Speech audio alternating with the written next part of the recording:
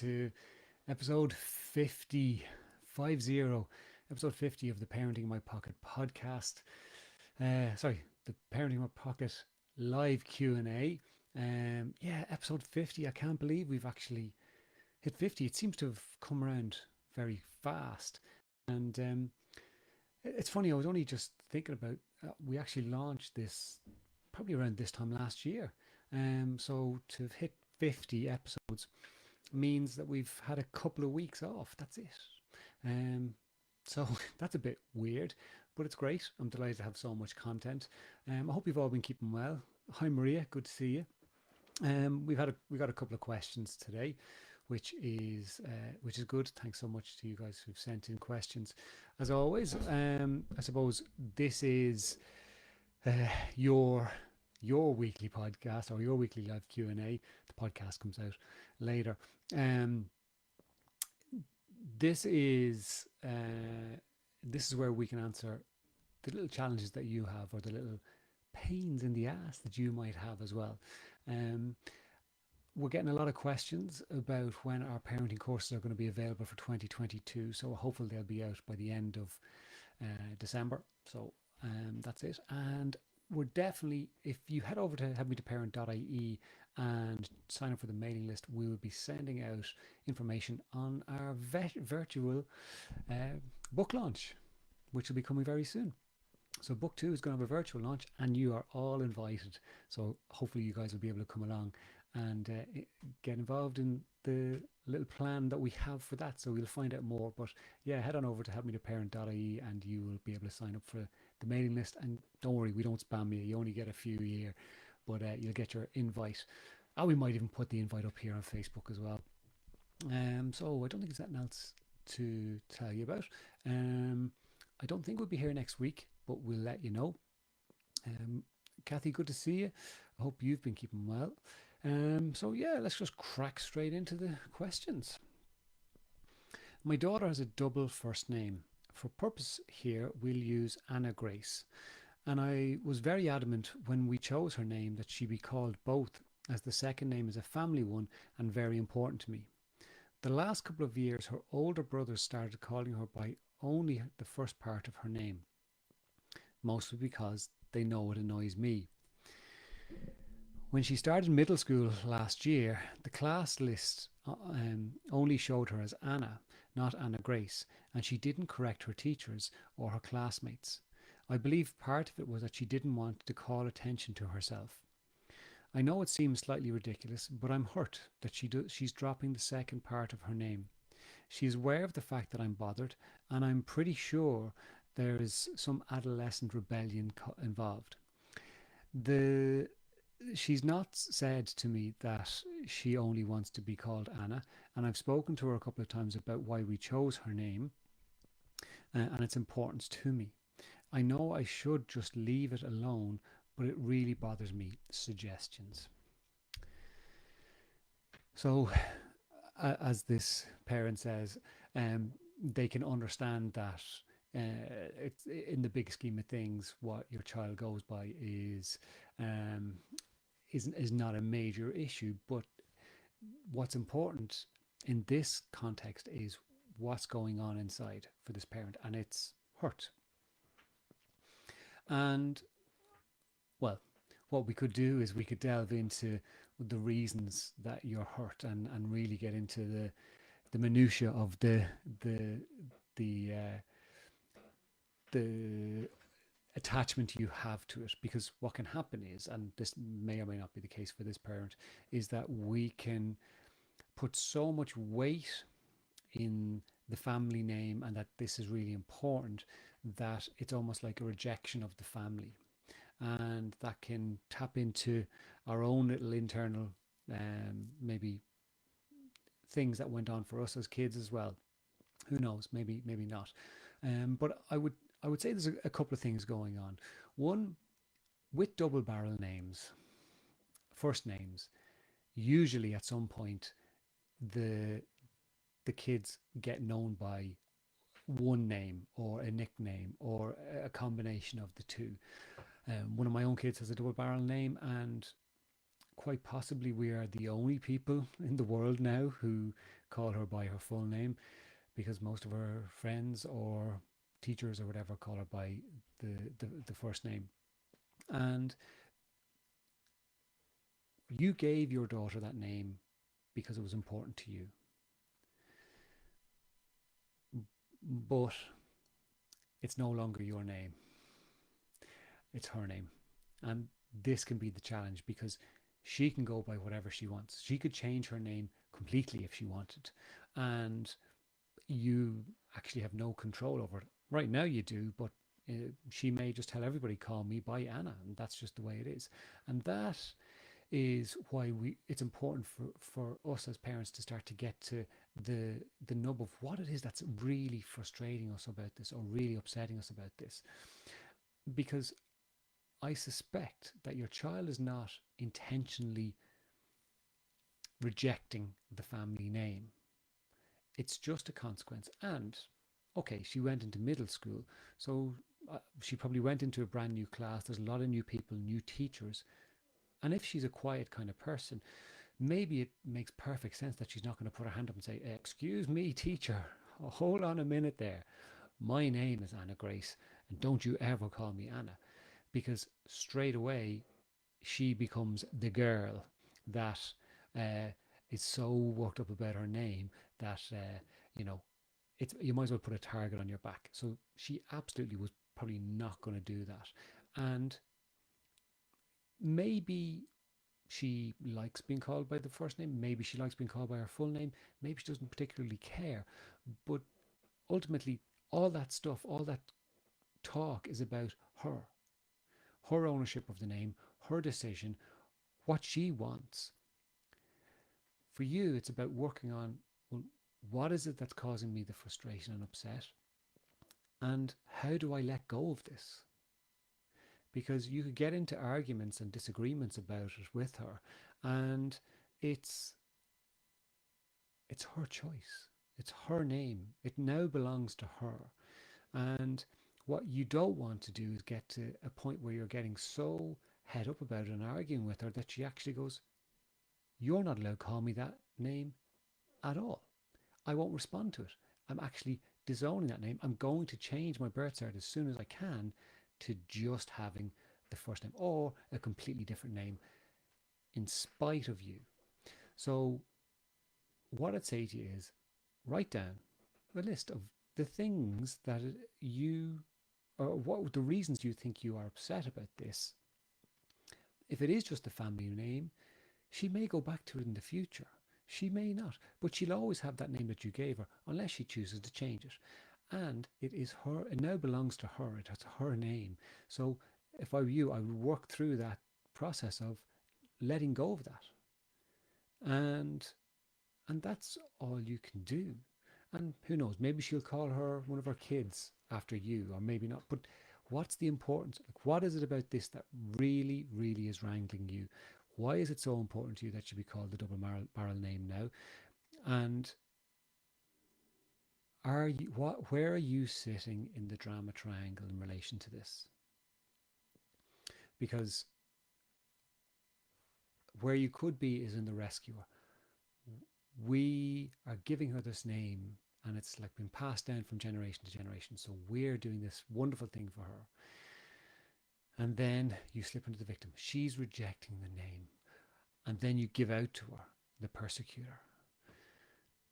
You are to be called by that name. Don't let anyone call you by just the first name.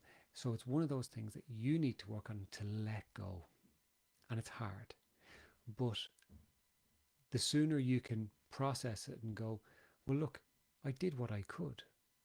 And if she chooses it, so be it. If she chooses not to, that's okay too. It's not a personal insult on me. Your child is not trying to break your heart. I just don't, like, yeah, there might be a bit of teenage rebellion, but I don't think she's trying to break your heart and, drag you through the mud, because it's a name and it's her name. So absolutely she can decide what she wants to do with it. So maybe just you call her that name forevermore, and that's okay for you. It can take a bit of work, but the more you kind of go, okay, it's okay. This is okay. This is okay. There is no massive meaning behind this change. There's no massive thing behind this change. I can call my child by this name, and that's okay for me. That's enough for me. Like I said, we have it. My own child, she's called by the first name here in the house, or the full name here in the house, and that's okay. That's all right. Amanda, perfect topic for me. I hope that was of some benefit. Hi, Lisa. Tana, I always hated my name growing up, but I got over it and I love it now. See, there you go. Hopefully that'll give you some solace, parent. Okay, question number 2. Myself and my husband had a massive argument last week. It was over our 2 teenage children. I got really annoyed at my son as he didn't tell me that he had an exam on in school, and he shouted at me that it was none of my business and that I was always on his case. My daughter backed him up and said I needed a hobby. I was completely taken aback. I told my husband when he got home, and he said that they had a point. He felt that I mammy them too much and that I need to take a step back as I was coming across as a helicopter parent. Again, I couldn't believe what was being said to me. I just want the best for my children, and if I can help them with anything, I will do it. I never thought I was overbearing as a mum, but now I'm second guessing myself and everything I say to them. Are there any signs of being a helicopter parent, and what should I do to rein myself in? That's so hard. So this parent probably feels like it's coming, the bombs are coming in all directions, and all she's doing is the best. So essentially, we're back to the drama triangle. So mum is trying to not trying, is in a role of rescuing and rescuing and rescuing and picking things up whenever the kids need, or sorting things out whenever the kids need it. And ultimately, what happens is then when they reject it, like happens here, that pushes us into the victim role, where it's like, I'm doing everything I can to make sure you're okay, and here you are throwing it back in my face, and then you can go into the persecutor, which is you start arguing with them, and we completely understand that that is really, really challenging to get told that, because no one wants to think of themselves as a helicopter parent.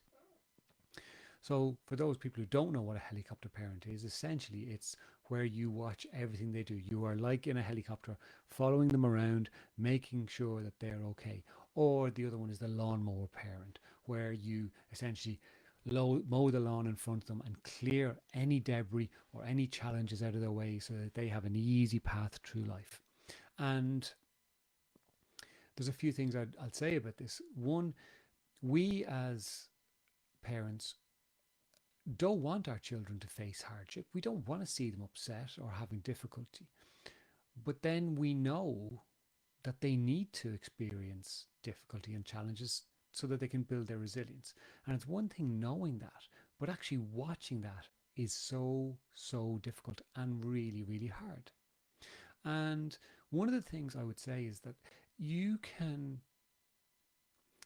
with anything, if we start to observe ourselves, like through a CCTV camera, and how we do what we do, we can start to get a picture of, am I being overbearing? So it's not that you're being overbearing on purpose to try and smother your kids.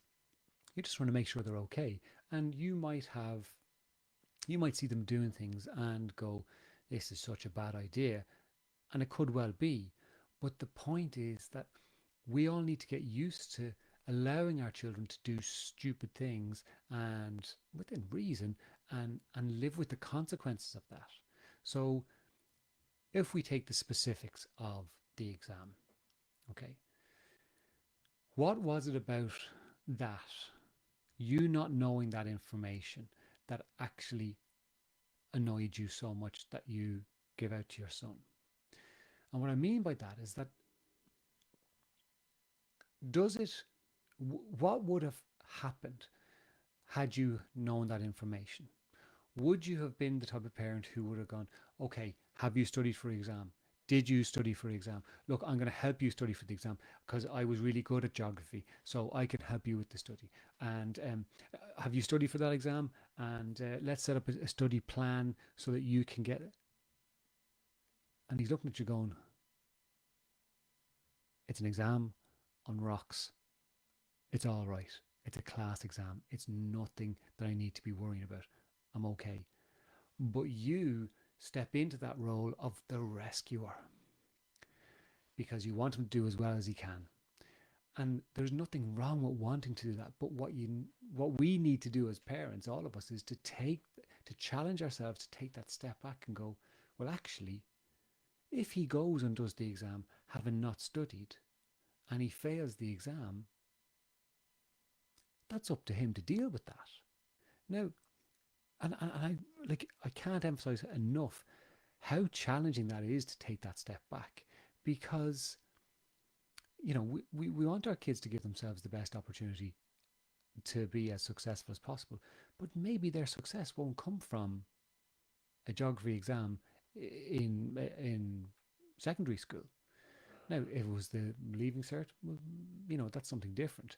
But I think the question is there that, sorry, the information is there for you, as hard as it was to take. And I could imagine how it was delivered to you probably wasn't the nicest delivery. So going back to one of the most important pieces of being a human being is that we need to have acknowledgement, to know that we're heard. So when things get thrown back at you, it can be very, very challenging as well. So let's take that back and go, you now have information. You have information from the three people closest to you that maybe it's okay for you to take the pressure off yourself to make sure that your kids are okay with every single element of their lives, and give them that bit of space to go and try things for themselves, because then they learn, one, resilience, two, that they can make decisions for themselves and they don't need mum to make it up for them every single time or tell them that they're okay. Three, they get confident. They build that confidence. And four, they mess up at times and they discover that it's okay to mess up, and they will continue and they will carry on, and ultimately things will be okay. Like we all did.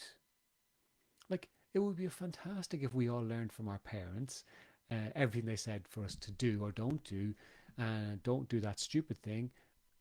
The amount of stupid things I did as a kid, the amount of stupid things we've all done as a kid, as an adult too, that if we'd known from our parents or taken on board what our parents said, we mightn't have done it. But then we don't learn that it's stupid. So don't put your hand on the fire. Well, some people have to put their hand on the edge of the fire to find out, ow, that was a stupid thing to do. I'll not do that again. And it's the challenge for us is to allow our children to do that and give them the space. So what I'd say to you is, it doesn't matter whether you have been a helicopter parent or a lawnmower parent or both parents. What matters is that you have information now that you can start to look at yourself, not in a critical way, because you've got your kids to this stage. They've done all right by the sounds of it.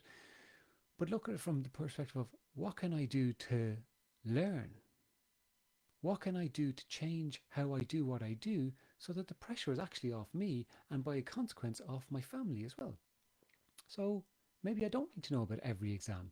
Maybe I don't need to um, be everywhere and do everything. Maybe my kids can actually do some laundry for themselves. Maybe they can make me a cup of tea and give me a biscuit. Maybe that's okay, because what is going to happen at some point is that your kids are going to get old enough where they don't need you for anything within reason. And what I find then in my work is a lot of parents come to me going, what do I do now? I've been a parent for the last 25 years raising children, and they don't want me anymore. And we take it as a personal insult. But it's not. It's their job is to grow up and leave and carry on the human race or whatever.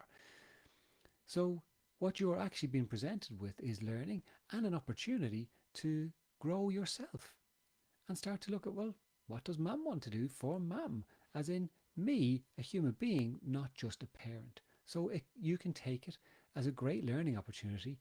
The delivery wasn't great, but now you have that information, you can move forward with decisions that, look, you're not going to get it right all the time. There will be times you might be overbearing at times, but guess what? Dad will probably be overbearing too, and the teenagers will probably be overbearing at times as well. But that's okay. So do what you can. Explore what it is that you do currently that you can take a step back from. Are there things they can start to do for themselves? And this is where the beauty comes in, where you say, look, I take on board what you said, son, daughter, husband. So, mom doesn't do the laundry on a Saturday. You guys can look after it. I'll show you how to do it, and then you look after it. Mom's not cooking dinner tonight. Son and daughter are cooking dinner tonight, and I'm going to help you, show you how to do it right, and then you can do it. And then you can start to look at, well, what does mum want? And get yourself the hobby or the interest that you might fancy doing. So you're getting some time for yourself. And maybe that hobby or interest is just going and grabbing a cup of coffee with your friends once a week or whatever. It doesn't matter. But you're starting to, give your children the space to grow and give yourself back some space for yourself because you deserve it. You've been working hard enough as it is as a parent for all these years. I hope that's helpful. All right, guys. Maria, score on Saturday for when we beat that team from London. I'm hoping it's a 15-0, but I'll take a 1-0. Tana, parenting is such a balance. You have to find yours and what works best for your family. Don't let anyone dictate what that is for your family. Absolutely. And Maria, you always give great advice. Well, thank you very much. I hope that's useful.